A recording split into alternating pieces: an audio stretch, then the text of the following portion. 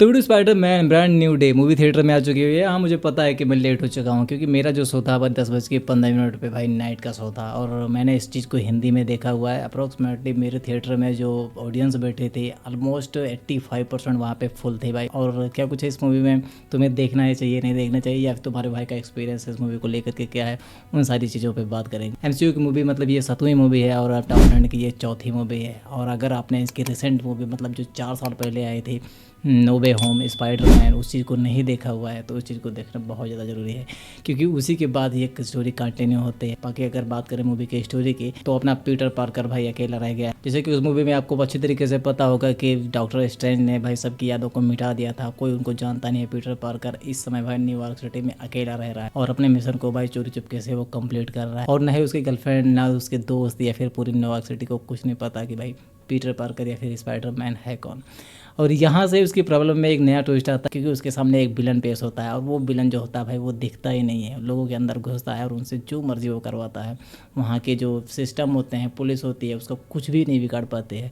इस चीज़ को सॉल्व करने के लिए भाई अपना स्पाइडी सामने आता है। एंड गुरु आगे मूवी में क्या कुछ होगा इस चीज़ को जानने के लिए आपको भाई इस मूवी को देखना पड़ेगा। एंड गुरु मैं अपना फीडबैक बताऊँ इस मूवी को लेकर के तो बहुत सारे ट्विस्ट एंड टर्न है। जैसे कि आपने नो वे होम में लास्ट में देखा होगा कि एक खत लिखते हैं अपना पीटर पार्कर अपनी गर्लफ्रेंड को, तो वो जो खत के जरिए क्या उस चीज़ को पकड़ाते हैं क्योंकि उस खत का जो मुद्दा है या फिर उसका जो पॉइंट है वो बहुत ज़्यादा इंपॉर्टेंट इस मूवी में रखा गया है।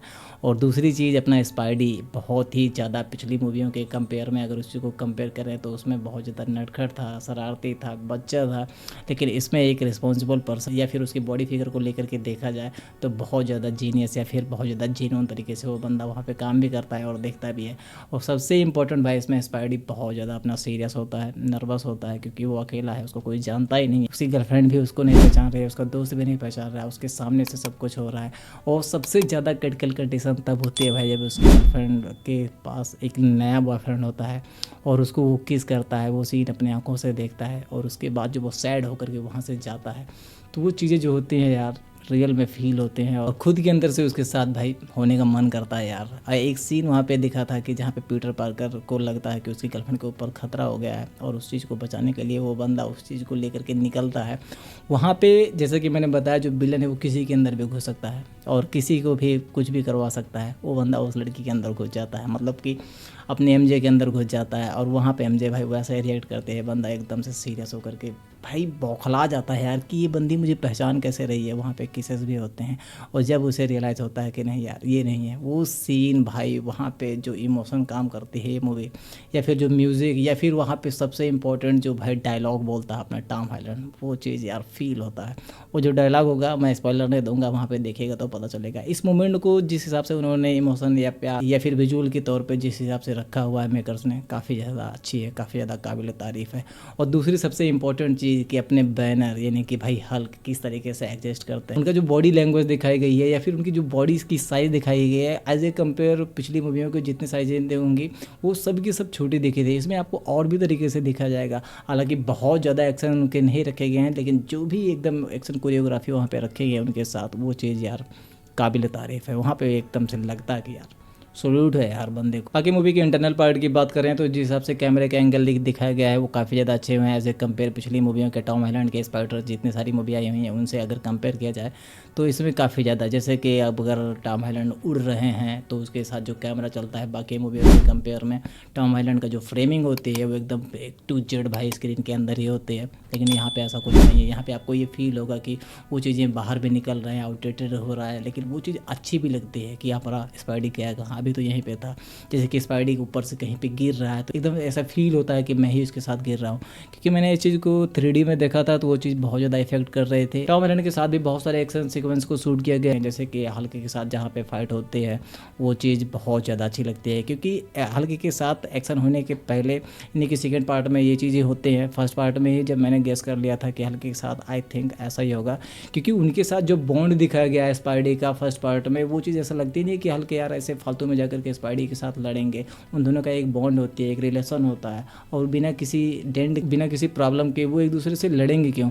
लेकिन जैसा कि मैंने बताया, अगर उस चीज़ को आप गौर कर रहे हो कि हमारा विलन कैसा है, तो आपको 100% पता चल जाएगा कि भाई ये लोग कैसे एक दूसरे से लड़ते हैं। वो सेम वही चीज़ वहाँ पे होती है। और सबसे इंपॉर्टेंट चीज़ आपने ट्रेलर में देखा होगा, वो जो चाइनीज़ होते हैं वहाँ की जो फाइट होती है, वो चीज़ बहुत ज़्यादा भाई क्रिटिकल होती है, बहुत ज़्यादा भाई शांत होता है। क्योंकि स्पाइडी का अपने इसमें एक चीज़ और दिखाया गया है कि वो अंदर ही अंदर अपना पीटर पार्कर से पूरा का पूरा भाई स्पाइडी, यानी कि स्पाइडर मैन बन रहा होता है। उस चीज़ से भी वो लड़ रहा होता है। उसको सॉल्व करने के लिए बहुत सारे नुस्खे भी निकालता है, बहुत सारी चीज़ें भी बनाता है, उस पर वो कंट्रोल भी करता है। लेकिन कहीं ना कहीं जब सिचुएशन बहुत ज़्यादा गंभीर हो जाती है, तो उसका वो साथ भी चाहिए होता है, और वहाँ पे वो चीज़ काम भी करती है।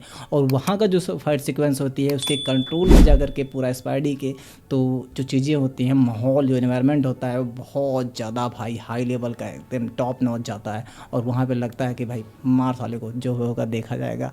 और वहाँ पे जो भी होती है वो चीज़ काबिल तारीफ़ होती है। क्लाइमैक्स की बात करें तो क्लाइमैक्स अपना, उसके पहले 10-15 मिनट के जो सीक्वेंसेस दिखाए गए हैं, जो भी चीज़ें दिखी हैं, वो चीज़ काबिल तारीफ़ है। वो चीज़ आप देखोगे तो फिट होगा। लेकिन क्लाइमैक्स उतना हाई लेवल का नहीं है। एक लास्ट में एंड में क्रेडिट सीन भी है, वो चीज़ को आप मिस कर सकते हो। बहुत ज़्यादा वाइल्ड नहीं है कि आपको बहुत ज़्यादा ये ऐसा लग जाए कि क्या ही कुछ देख लिया मैंने। तो ओवरऑल ये है कि स्पाइडी की एक नई मूवी आई हुई है ब्रांड न्यू डे की तरफ से, एक नए डायरेक्टर के साथ। मूवी का रन टाइम जो है 2 घंटा 25 मिनट के अप्रॉक्सीमेटली है। $225 मिलियन इन्होंने लगाए हुए हैं। और सबसे इंपॉर्टेंट, अगर स्पाइडी यानी कि हमारे टॉम हॉलैंड से आप बहुत ज़्यादा लगाव रखते हैं, उनकी चीज़ें पसंद आती हैं, तो इस मूवी को एक चांस जरूर दे सकते हो। मूवी में किसेस के सीन भी हैं, 1-2, बहुत ज़्यादा वाइल्ड नहीं है। आप फैमिली के साथ इसको देख सकते हो। बाकी मूवी ओवरऑल एक गुड वॉच है, आपको एक चांस जरूर देखना चाहिए। मेरी तरफ से भाई मूवी को 3.5 आउट ऑफ 5 का स्टार। मिलते हैं नेक्स्ट वीडियो में। जाने से पहले भाई की वीडियो पे फर्स्ट टाइम है हो तो एक लाइक और सब्सक्राइब जरूर कीजिएगा। मिलते हैं नेक्स्ट वीडियो में, तब तक के लिए बाय बाय, टेक केयर।